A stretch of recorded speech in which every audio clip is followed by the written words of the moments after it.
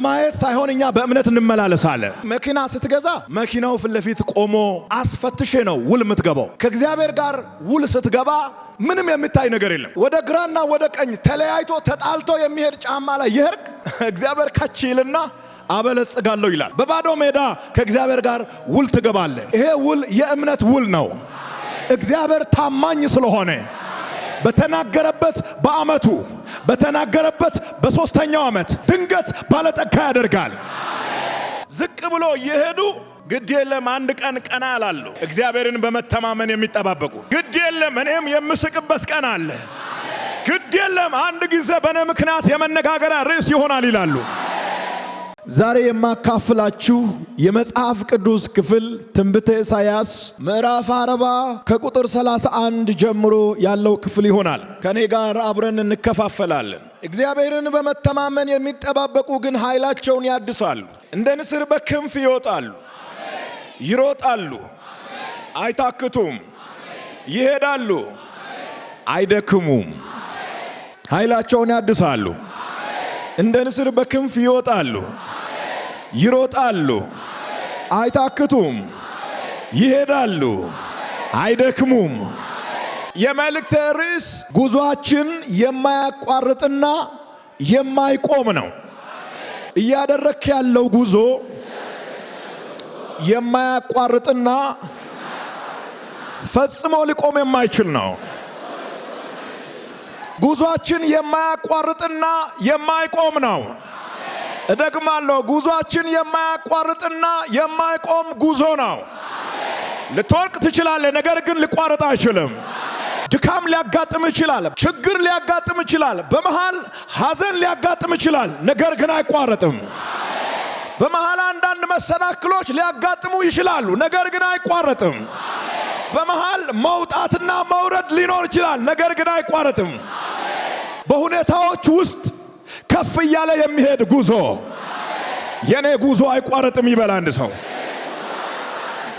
አሜን ነው ወይ? ትንቢተ ኢሳይያስ ምዕራፍ 40 ቁጥር 31 ላይ የተጻፈው ሐሳብ የሚያወራው በእግዚአብሔር ላይ እምነት ስላላቸው ሰዎች ነው የሚያወራው። በገንዘብ ላይ አይደለም፣ በስልጣን ላይም አይደለም፣ በሆኑ ነገሮች ላይ እምነት ያላቸው ሰዎችን አይደለም የሚመለከተው። እግዚአብሔርን የሚያምኑ እግዚአብሔርን ተስፋ የሚያደርጉ በድካም ውስጥ ሆኖ አንድ ቀን ከዚህ ድካም ውስጥ እወጣለሁ ብሎ እግዚአብሔርን ተስፋ የሚያደርጉ እነሱ አንድ ቀን ኃይላቸው ይታደሳል። እነሱ አንድ ቀን በሩ በእነሱ ላይ ይከፈታል። እግዚአብሔርን በመተማመን የሚጠባበቁ ኃይላቸውን ምን ይላሉ? ንገሩኝ እስኪ። እግዚአብሔርን በመተማመን የሚጠባበቁ ሰዎች ውስጣቸው ላይ ዘመንን የሚሻገር ታላቅ ኃይል አለ። እግዚአብሔርን በመተማመን የሚጠባበቁ ሰዎች ጠላት ሊረዳ የማይችለው አደገኛ ኤነርጂ እነሱ ውስጥ አለ። ወደ ታች የሚጓዙ ይመስላሉ፣ ነገር ግን ወደ ላይ ይጓዛሉ። ትንሽ ይመስላሉ፣ ነገር ግን ኃይለኛ ኃይል እነሱ ውስጥ አለ። ምዕራፍ 40 ቁጥር 31 ላይ በአንዷ ቁጥር ውስጥ ብቻ ትልቅ መልእክት አለ። የመጀመሪያው ኃይላቸውን ያድሳሉ፣ ሪፍሬሽ ያደርጋሉ። እኔ መልእክት አለኝ።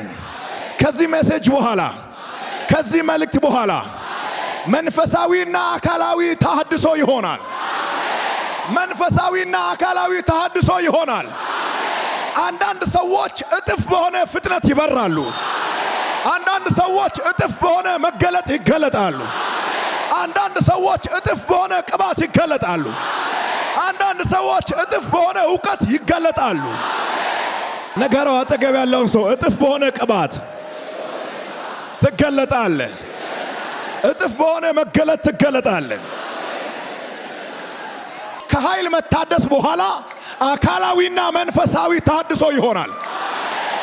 አካላዊና መንፈሳዊ ተሐድሶ ከሆነ በኋላ ፍጥነት ይጨምራል፣ ከፍታ ይጨምራል፣ ጉዞ ይጨምራል፣ መንገዱ ይጨምራል። የአንዳንዶቻችሁ ኃይል በዚህ ሳምንት ይታደሳል። የአንዳንዶቻችሁ ኃይል በዚህ ወር ይታደሳል። የአንዳንዶቻችሁ ኃይል በዚህ ዓመት ይታደሳል። ወደ ኋላ የቀራችሁበት ዘመን ያበቃል።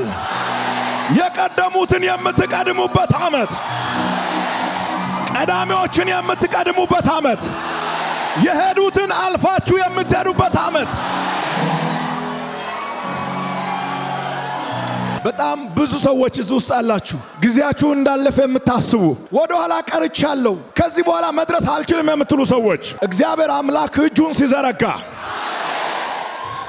ሊያግዛችሁ ከዙፋኑ ሲነሳ ኃይሉ በእናንተ ላይ መስራት ሲጀምር፣ ኃይላችሁ መታደስ ሲጀምር ጠዋት የወጡትን አርፍዳችሁ ተነስታችሁ ታሸንፋላችሁ። ጠዋት የወጣውን ሰው አርፍደ ተነስተ ታሸንፋለህ። እግዚአብሔር የሚገርም ኃይል በውስጣችሁ ላይ ያስቀምጣል። ኃይላቸውን ያድሳሉ። አንዳንድ ጊዜ ኃይለኛ ከነበርንበት ቦታ ወደ ድካም የሚወስደን ነገር ያጋጥመናል። እንደክማለን፣ እንወርቃለን፣ እናዝናለን፣ እንገፋለን፣ ተስፋ እንቆርጣለን፣ በር ዘግተን እናለቅሳለን። እንደዚህ አይነት ህይወት በህይወት ጉዞ ውስጥ ያለና የተለመደ ነው። እግዚአብሔርን በመተማመን የሚጠባበቁ ግን ኃይላቸውን ያድሳሉ። የተዘጋውን በር ከፍቶ ይወጣሉ። ከድካማቸው ያርፋሉ። ከድካማቸውም ይገላገላሉ። አንድ ቀን ከፍታውን ይቆጣጠራሉ። እዚህ ውስጥ አንድ ሰው ከፍታውን ይቆጣጠራል። ትንቢተ ኢሳይያስ ምዕራፍ 40 ቁጥር 31 ላይ የመጀመሪያው የምናገኘው ትልቁ ቃል በመተማመን የሚጠባበቁ የሚል ይሆናል። ሁለተኛው የምናገኘው ሐሳብ ኃይላቸውን ያድሳሉ የሚል ይሆናል። ሶስተኛው የምናገኘው ደግሞ በክንፍ ይወጣሉ። ሰይጣን አልተረዳም። እኛ ክንፍ አለን። ክንፋችን ተስፋችን ነው። ክርስቶስ የሰጠን ተስፋ ክንፋችን ነው። ያ ያልከውን የታለ ክንፍ? በግራ አይታይም፣ በቀኝም አይታይም። ሰይጣን ዝቅ ብሎ ክንፍ ያያል አይደለ? ለሰይጣን የማይታይ ክንፍ አለኝ። እሱ ከሚወረውረው ድንጋይ በላይ ከፍ ብዬ እበራለሁ። እሱ ከሚሰራው ቦርደር በላይ ከፍ ብዬ እዘላለሁ። እኔ ክንፍ አለኝ። አወዛግባለሁ እንጂ አልወዛገብም። እኔ ክንፍ አለኝ። የኔ ክንፍ እግዚአብሔር የሰጠኝ ተስፋ ቃል ነው። በግራም በቀኝም ተስፋ ቃሉ ይሸከመኛል። እግዚአብሔር ትሮጣላችሁ አላለንም። ትሮጣላችሁ ቢለን እግራችሁን አድሳለሁ ነው የሚለው። ትሮጣለህ አላለኝም ጌታ። ትበራለህ ነው ያለኝ። የሚናደድ ካለ እርር ይበል። 2018 ዓመተ ምህረት በጨመረ ስፒድ፣ በጨመረ ፍጥነት፣ በጨመረ መገለጥ፣ በጨመረ ቅባት፣ በጨመረ ተቀባይነት፣ በጨመረ ሞገስ በኢትዮጵያ፣ በአፍሪካ፣ በአውሮፓ፣ በዓለም ሁሉ በእግዚአብሔር ቅባት፣ በወንጌል ኃይል ኢየሱስን ለመናገር ላላመኑት ለመድረስ እንበራለን፣ እንበራለን። በሰይጣንና በእኔ መካከል ያለውን የስፒድ ልዩነት ላሳያችሁ። በእዩና በሟርተኞች መሃል፣ በእዩና በጠማማ ሰዎች መሃል ያለውን የስፒድ ልዩነት ላሳያችሁ። እነሱ በ20 እኔ በ120።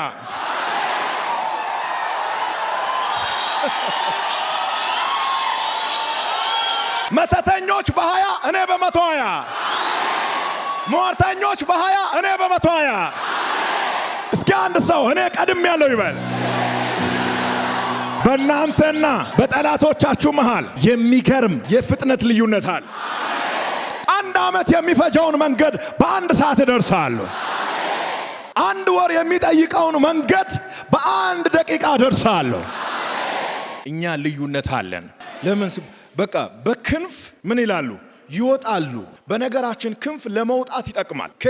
ከታች ወደ ላይ የተያዙ መንገዶች ሲለቀቁ ያለው ነገራው ስትወጣ ያለው በለው። 5ኛው ይሄዳሉ። ምን ይላሉ? እስኪ ይሄዳሉ በሉት። ክፋት እያለ እሄዳለሁ። ጨለማ እያለ እሄዳለሁ። የሚከለክል ምልክት እየታየኝ እሄዳለሁ። ጠላት ቀይ አብርቶ እያለ ጥሻ ያልፋለሁ። ሰይጣን ተመለስ እያለ እሄዳለሁ። ዲያብሎስ እየተነጫነጨ እሄዳለሁ። ክፋት እየጨመረ እኔም ጨምራለሁ። ክፋት እየጨመረ እኔ እሄዳለሁ። በነገራችን እኔ ማንንም ምሰማው ሰው የለም። አሳዳጅ በሃያ እኔማ በ120 እቀሰቅሳለሁ። ሩጫዬን ጨምሬያለሁ። የመጨረሻው አይደክሙም ይላል። ታያለህ፣ ከዚህ በኋላ ድካም አይሰማህም። ፍሬሽ ትሆናለህ። እስኪ አይደክሙም በሉት ከኔ ጋር። እግዚአብሔርን በመተማመን የሚጠባበቁ ምን አይሉም? አይደክሙም። ባይዘዋይ እግዚአብሔርን ተስፋ የሚያደርጉ ሰዎች ውስጣቸው ላይ የማያልቅ ነዳጅ አለ። ጠላት ሰብር ያለው ብሎ ሲሄድ ነዳጃቸው እንደገና ይወጣል። ሞራላቸውን ሰብር ያለው፣ አገልግሎታቸውን ሰብር ያለው፣ ትዳራቸውን ሰብር ያለው፣ ፋይናንሳቸውን ሰብር ያለው፣ ቢዝነሳቸውን ሰብር ያለው ብሎ ጠላት እጁን ታጥቦ ሲሄድ ውስጣቸው ላይ ያለው ሌላ መንፈሳዊ ነዳጅ፣ መንፈሳዊ ኢነርጂ፣ መንፈሳዊ ተስፋ እንደ ቮልካኖ ይፈነዳል። እንደ አዲስ ይፈነዳል። በኃይል ይወጣል። ይህንን ቀን ያዙ። እንደ ሰማ ሰው እናገራለሁ። እግዚአብሔር እንዳወራኝ አወራለሁ። በሚገርም ኃይል ትወጣለህ። በሚገርም ኃይል ትገባለህ። በሚገርም ኃይል ታገለግላለህ። በሚገርም ኃይል ትወጣለህ፣ ትገባለህ። የሚገርም ኃይል ከናንተ ውስጥ ሲወጣ ያለው፣ የሚገርም ኃይል በእናንተ ውስጥ ሲፈለቀልቅ ያለው፣ የሚገርም ኃይል በላያችሁ ላይ ሲፈሳ ያለው። እኔ የምወጣው የሚገባውም በእግዚአብሔር ኃይል ነው። ሉሲፌርን ከተቀመጠበት በደረቱ እንዲደፋ የሚያደርግ ታላቅ ኃይል አለ። ኃይሉ ኢየሱስ ይባላል። እግዚአብሔርን በመተማመን የሚጠባበቁ ይላል ትንቢተ ኢሳይያስ ምዕራፍ 40 ቁጥር 31። በመተማመን የሚጠባበቁ ከሚለው ሐሳብ ውስጥ የሚጠባበቁ የሚለውን ቃል ብቻ ውሰዱትና መጠባበቅ ምንድነው? መጠባበቅ በሚለው በአንዷ ወርድ ውስጥ ብዙ አይነት ሐሳቦች አሉት። መጠባበቅ ብዙ ነገሮችን ሊወክል የሚችል ቃል ነው። መጠባበቅ በሚለው ሐሳብ ውስጥ ብዙ አይነት ቃላቶችን ልናገኝ እንችላለን። የመጀመሪያው ትዕግስት፣ ሁለተኛው መቆየት፣ ሶስተኛው መጽናት፣ አራተኛው እምነት። ይሄ ሁሉ ያለው በመጠባበቅ ውስጥ ነው። እምነት ከሌለ መጠባበቅ የለም። ትዕግስት ከሌለ መጠባበቅ የለም። መቆየት ካልቻላችሁ መጠባበቅ የለም። ማመን ካልቻላችሁ መጠባበቅ የለም። መጠባበቅ የሚለው ቃል እነዚህ ነገሮችን በአንድነት የያዘ ትልቅ ቃል ነው። ለዚህ ነው መጽሐፍ ቅዱስ እግዚአብሔርን በመተማመን የሚጠባበቁ። መተማመንም መጠባበቅም የሚመጣው ከነዚህ ቃሎች ተነስቶ ነው። ውስጣችሁ ላይ ትዕግስት ካለ፣ መቆየት ከቻላችሁ፣ ካመናችሁና ከታገሳችሁ አንድ ቀን ወደ ላይ ትነሳላችሁ። አንድ ቀን ወደ ላይ ትነሻለሽ። አንድ ቀን ወደ ላይ እንነሳለን። እስኪ አንድ ሰው አሜን ይበል። ትዕግስት፣ መቆየት፣ መጽናት፣ እምነት። ከነዚህ ቃላቶች መካከል እምነት የሚለውን ቃል ፒክ አረጋለሁ። እምነት ምንድነው? ወይም ደግሞ እምነት ማለት ምንድነው? በቀላሉ እምነት ማለት ምን ማለት ነው? ወይም እምነት ምንድነው ሲባል እግዚአብሔር ሊሰራ ባለው ጉዳይ ላይ በማይጨበጠው፣ በማይዳሰሰው፣ ሊጨበጥ ሊዳሰስ በማይችለው፣ በአይን በማይታየው በባዶ ውል መስማማት የለም። ግን በእምነት ምን ማለት መስማማት። በማየት ሳይሆን እኛ በእምነት እንመላለሳለን። ውሉን ስትፈጽም እንግዲህ መኪና ስትገዛ ዶክመንቱን ይዜ መኪናው ፊት ለፊት ቆሞ አስፈትሼ ነው ውል የምትገባው። ከእግዚአብሔር ጋር ውል ስትገባ ምንም የሚታይ ነገር የለም። አበለጽጋለሁ ይላል። እንዲህ ያለ ጫማ እግሪ ላይ የሆነው ወደ ግራና ወደ ቀኝ ተለያይቶ ተጣልቶ የሚሄድ ጫማ ላይ ይሄርክ ከቦሌ እስከ ሳሪስ የታክሲ ያተ በእግር ይሄርክ እግዚአብሔር ካች ይልና አበለጽጋለሁ ይላል። በባዶ ሜዳ ከእግዚአብሔር ጋር ውል ትገባለህ። በባዶ ሜዳ ከእግዚአብሔር ጋር ውል ትገባለህ። ይሄ ውል የእምነት ውል ነው። እግዚአብሔር ታማኝ ስለሆነ በተናገረበት በዓመቱ፣ በተናገረበት በሶስተኛው ዓመት፣ በተናገረበት በወሩ፣ በተናገረበት በሳምንቱ፣ በተናገረበት በዓመቱ ድንገት ባለጠጋ ያደርጋል። በእምነት የሚመላለስ ሰው የታለ አይልም። በእምነት የሚመላለስ ሰው በአይን በማይታየው ጉዳይ ላይ ከእግዚአብሔር ጋር በእምነት ውል ይፈጽማል። እግዚአብሔርን በመተማመን የሚጠባበቁ የተባለው ለዚህ ነው። ቀና ማለት አቅቷቸው ዝቅ ብሎ እየሄዱ ግድ የለም አንድ ቀን ቀና ያላሉ ይላሉ። እግዚአብሔርን በመተማመን የሚጠባበቁ ግድ የለም አንድ ቀን የኔ ነገር ይቀየራል፣ ግድ የለም እኔም የምስቅበት ቀን አለ። ግድ የለም አንድ ጊዜ በእኔ ምክንያት የመነጋገሪያ ርዕስ ይሆናል ይላሉ። እግዚአብሔርን በመተማመን የሚጠባበቁ ሰዎች መራመድ አቅቷቸው በዳደ እየሄዱ እየተንፏቀቁ ቤተሰብ በእነሱ ላይ ተስፋ ቆርጧል። ጓደኞች በእነሱ ላይ ተስፋ ቆርጧል። እነሱ ራሳቸው አንዳንድ ጊዜ ተስፋ በራሳቸው ይቆርጣሉ። የሚመለከት ሁሉ በእነሱ ላይ ተስፋ በቆረጡበት ጊዜ እነሱ ግን ተስፋ አይቆርጡም። እግዚአብሔርን ስለምተማመኑ ይመጣል። አንድ ቀን ይመጣል። አንድ ቀን ምን ይላል?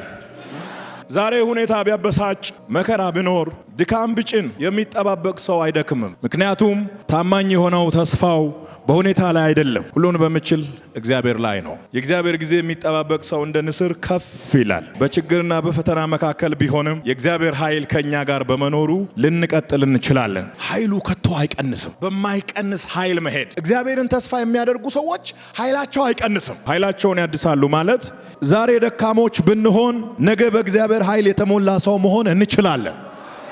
ይሄዳሉ ይላል መጽሐፉ ሲዘጋ። ይህን ቃል ተናግሬ ጨርሳለሁ። ይሄዳሉ። ክስ እያለ ጦርነት እየተደራረበባቸው 10 ቦታ ኬዝ እየተከፈተባቸው በነፃነት እንዳይራመዱ ኬላ እየተደረገባቸው ባልተገኙበት እንደተገኙ እየተደረገባቸው በብዙ እየተከሰሱ ቃሉ ግን እንደዚህ ይላል። ይሄዳሉ።